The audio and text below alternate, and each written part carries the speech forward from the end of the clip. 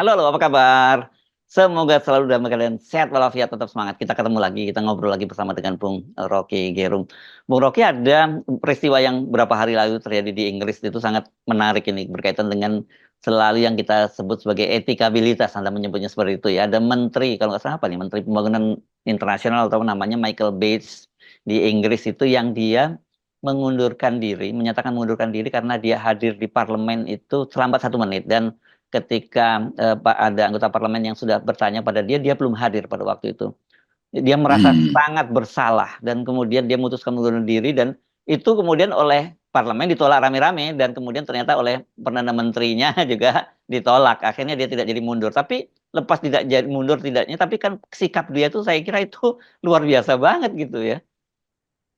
Saya kira itu pertanggungjawaban dari yang disebut public servant.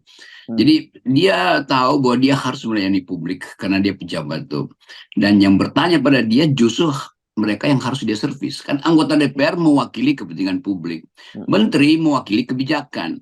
Jadi Ya. kalau rakyat bertanya pada pembuat kebijakan dan dia tidak bisa jawab dengan alasan apapun, apalagi karena dia tidak hadir, itu Hmm. artinya hak rakyat untuk memperoleh keterangan secara fresh ideas itu tidak dia peroleh.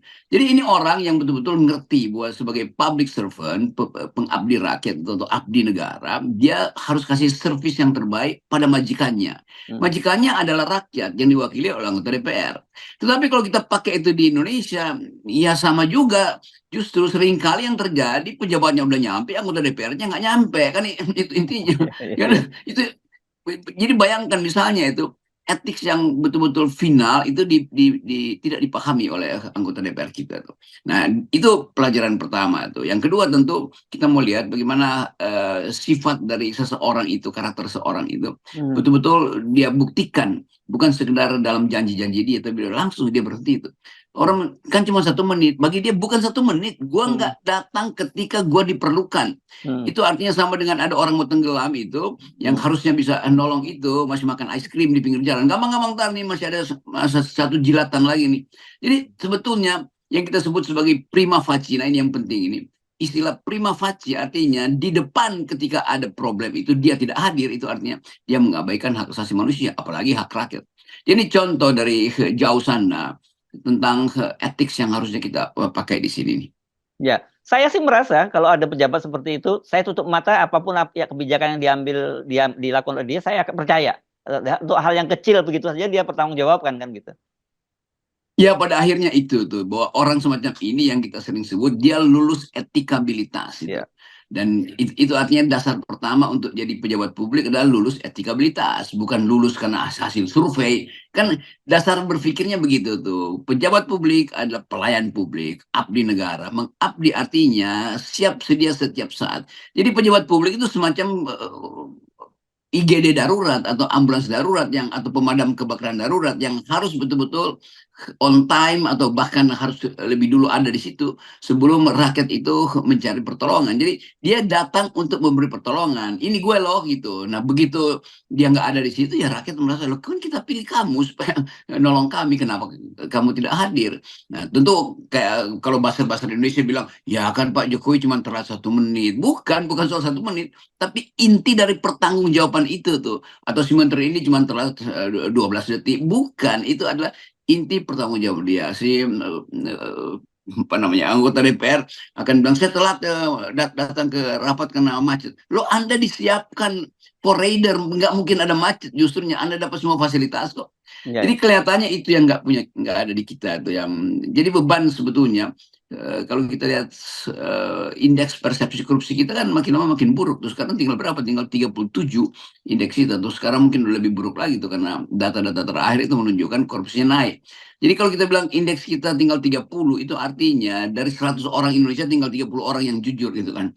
Nah itu penanda bahwa memang bahkan buat investor asing melihat lu nggak jujur ngapain lu minjam dari gue pasti gue ngulu ngemplang lagi kan. Ya, Jadi ya. penanda-penanda etik ini yang selalu jadi acuan di dalam keadaan transisi. Kita lagi transisi dari pemerintahan Jokowi ke pemerintahan Prabowo, dan etik itu justru mesti diperketat. Nah, mesti Pak Prabowo juga kasih semacam sinyal bahwa contoh di Inggris itu Inggris ya. harusnya menjadi contoh di kabinet dia nanti.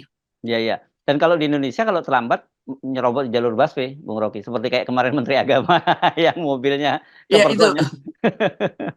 Jadi bayangin misalnya itu ada menteri agama yang dia bisa tegur itu. Ini hak publik ini. Kan saya mau cepat. Ya Anda cepat itu bangun lebih pagi kan mesti begitu kan. Kan Ya, Anda digaji untuk bangun pagi bukan untuk kalau telat itu nerobos kan. Jadi rasa malu yang mesti ini kalau di Inggris itu mesti menteri agama udah mundur. Di udah sana dia mundur malu ya. kan. Hmm. Ya, Mestinya tuh. Tapi ya udah ya, bagaimana mundurnya karena hal-hal semacam itu dianggap biasa kan. Jadi ya, mestinya etiknya datang dari si menteri sendiri itu. Saya Menteri Agama melakukan pelanggaran etik yang dilarang oleh agama bahkan itu, ya, yaitu mengambil hak orang lain. Ini kan korupsi namanya. Hak dari mereka yang cepat ke kantor pakai busway itu diambil oleh sang menteri itu. Maka menterinya mesti bilang, oke, saya nggak perlu diceritakan oleh CNN soal menteri di Inggris. Saya sendiri tahu itu, maka saya mundur kan. Kan itu ya. datang supaya, oh itu contohnya tuh Pak Menteri Agama tuh siapa nama Pak Pak Menteri Agama Yakut sekarang. Holil ya. Ya, oh Ya, masih. Ya ya. itu teman saya juga tuh. Ya. Justru karena teman saya Hmm. Menteri Agama mestinya ada pertanggungjawaban etik di situ tuh. Ya. Ethics first. Ya, dan yang saya terkejut itu pertama juru bicaranya membela diri bahwa katanya dia itu ya Menteri Agama itu cuma mengikuti patwalnya saja, supirnya mengikuti patwal diarahkan itu dia ikut dan lebih lagi dia membela diri bahwa berdasarkan peraturan itu selain ambulans dan mobil pemadam kebakaran, mobil RI berplat RI juga boleh lewat itu. Ternyata nggak benar karena di eranya Pak Yos, Bang Yos itu Pak Hamzah Has itu pernah disemprit, Pak Hamzah Has waktu itu menjadi wakil presiden pun pernah ditegur begitu ketika melanggar itu. Dan yang lebih saya terkejut lagi ketika Pak Yakul ditanya oleh wartawan soal pertanyaan itu, dia menyatakan tanya yang substantif, ya katanya begitu. Ditanya lagi sama wartawan, coba tanya yang substantif. Saya bingung, hal begini dianggap bukan substantif. Itu kan menurut saya berat sekali ya. Jadi bayangkan setelah menteri itu, ide tentang apa yang substantif dan apa yang Ya, adjektif dia nggak bisa bandingkan. ya, Kan itu sangat substantif, larangan untuk masuk busway. Oh itu tidak substantif. Siapa ya, yang bisa yang boleh langgar itu? Oh menteri. Oke, kalau itu diskresi oke. Tetapi undang-undang nggak bilang begitu. Nah hmm, ini kelihatannya cara membela dirinya juga udah konyol gitu kan. Jadi ini mempermalukan kita. Jadi kalau dual-dual agrum begini tengah jalanan, itu artinya motor yang reot pun bisa masuk di situ artinya kan. Dan nanti kalau ada pemotor masuk ke situ, lalu kenapa Anda langgar? Tanya yang substantif dong. Ini kan saya pakai motor untuk jadi bayangkan misalnya idenya sendiri dia nggak ngerti mau mana yang substantif, mana yang adjektif itu. ya berat sekali, berat sekali. Anda jangan pakai istilah lagi substantif dan adjektif lagi. Itu lebih berat lagi itu nanti istilahnya. Ya Pak Menteri Agama itu kan saya kenal itu menterinya tuh. Tapi kelihatannya hilang itu semacam kontrol diri itu, moral call itu pada Pak Menteri. Padahal dia Menteri Agama. Saya Ya, ya, bedain ya antara teman saya dan posisi dia sebagai Menteri kan ya, sama ya, juga ya. Hmm, Menteri Kominfo itu dan Muni itu kan teman baik saya itu. ya, Tetapi ya, saya tetap mesti tegur dia sebagai orang yang tidak mampu untuk mengendalikan data-data itu yang hilang kemarin kan. Jadi itu juga yang mesti kita bedakan itu. Pertemanan oke, itu adalah soal privat kita tuh. Tetapi kebijakan publik yang Anda duduki sebagai menteri, sebagai menteri Kominfo dan menteri agama itu pertanggungjawaban bukan pada gue, pada rakyat. Itu ya, masalahnya. ya, Jadi ya, kalau Rob lu kritik gue, enggak, bukan gue kritik lu. Lu itu bertanggung jawab pada orang yang mengangkat lu dan menggaji lu itu. Nah, hmm. bagian itu yang kadang-kala susah diucapkan orang karena persahabatan. Kalau saya nggak ada urusan itu tetap Ya, itu ya, ya. saya ucapkan sebagai kritik itu. Ya. Nah, kita teruskan Bung Rocky. Ini berkaitan dengan seleksi pimpinan KPK. Kan sekarang sudah diseleksi dari 500-an orang itu tinggal 300-an sekian. Dan kemudian ada seruan dari ya ini civil society kelompok tertentu yang menyerukan agar pimpinan KPK yang pernah yang ikut seleksi diminta untuk tidak diminta mundur dan atau tidak dipilih lagi. Saya kira wajar karena kan bagaimanapun juga kinerja KPK sekarang ini kan dia ancur-ancuran begitu dan apalagi kasusnya ini kan yang maju lagi ini Nurul Gufron dan Johanis Tanak. Nurul Gufron itu jelas dia waktu itu mengajukan ke Mahkamah Konstitusi agar dia diizinkan kembali maju dan kemudian belakangan dia malah mengajukan gugatan untuk menambah masa jabatan dan itu dipenuhi oleh MK. Belakangan kemudian dia juga dilaporkan karena dia pernah menggunakan pengaruhnya untuk memindahkan seorang pegawai di Kementerian Pertanian. Dan ketika dia dipanggil oleh Dewas, dia menolak untuk itu dan dia menggugat di hukum. Jadi orang seperti ini menurut saya cukup berat. Begitu juga Yohanes Tanak pernah juga dilaporkan ke Dewas. Jadi saya kira ini sekali lagi menunjukkan bahwa yang standar-standar moral etika itu memang nggak ada di pejabat publik kita itu. Iya kan di atas gedung KPK udah berubah tuh. Apa itu? Berani ngeyel hebat, Oh berani gitu ya. ngibul hebat. Kan Ya, itu ya, jadinya ya. kan. Jadi Aha. sebetulnya pertanggungjawab etis itu yang sering kita terangkan bahwa ada ada perintah moral loh di hatimu itu kan. Dan itu artinya dia mesti didahulukan. Apalagi ini KPK yang mestinya dia udah malu aja kan. Gue Hmm. pernah disindir. Nah, disindir aja udah mestinya menimbulkan rasa malu tadi itu.